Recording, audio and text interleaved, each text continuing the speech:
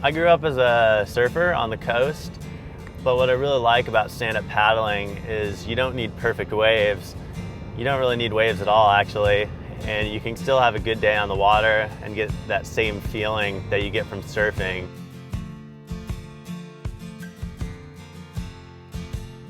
My name is Will Taylor. I'm an editor with SUP magazine.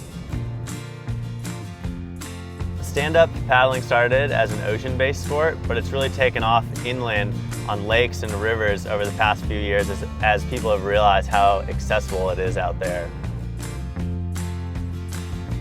SUP magazine is interested in the story of the Rambos and Riviera paddle surf because they've been there from the onset of stand-up paddling in California. They've been there since the beginning, since stand-up migrated from Hawaii to California. And we're taking them away from the ocean and we're bringing them inland to do some exploration.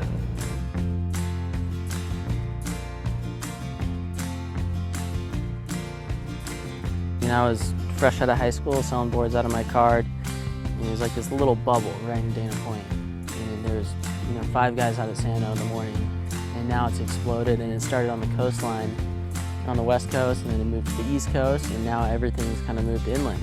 And that's been the biggest craze right now, is lakes and rivers, and pretty much now anywhere where there's a body of water, you can get out and paddle.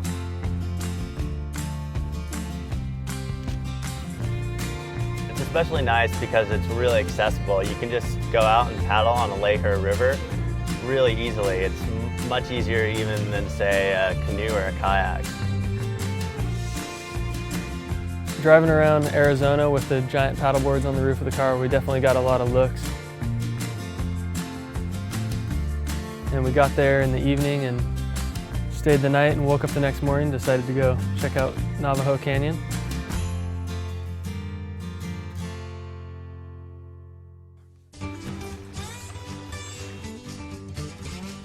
Aside from being on the water, I just really like being outside in new places. So just kind of being able to spend a few days outdoors is really special to me.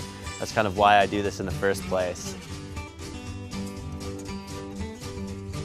We ended up getting way back and found this pretty cool beach. I could definitely see myself getting lost out there.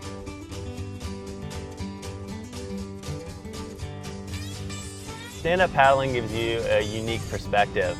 Obviously you're standing, so you can see farther down in the water, but you can kind of see where you're going better.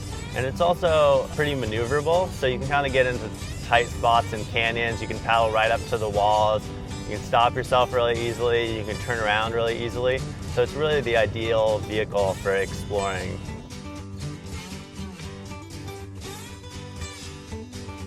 We found this really cool cliff jump. Me and Will jumped off of it. It was pretty awesome. It was a big kind of overhang cliff that we ended up jumping off. So right when you kind of left the cliff, the water would drop out, and it's just a really cool experience.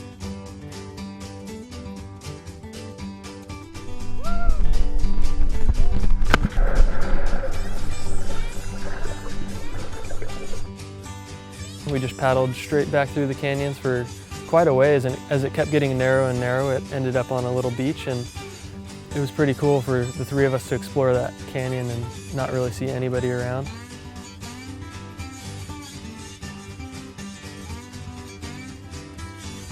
The canyon gets tighter and tighter, and the water gets calmer and calmer as you enter it. So the reflections on the water make it hard to tell where the canyon wall ends and where the water begins.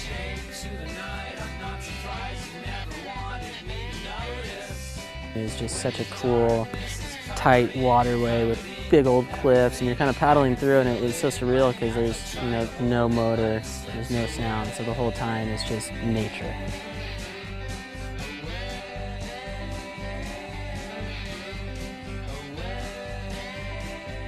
For me, originally, being on the water was all about chasing waves. And now that I stand up paddle, it's nice because it takes me to places that I never would have been otherwise.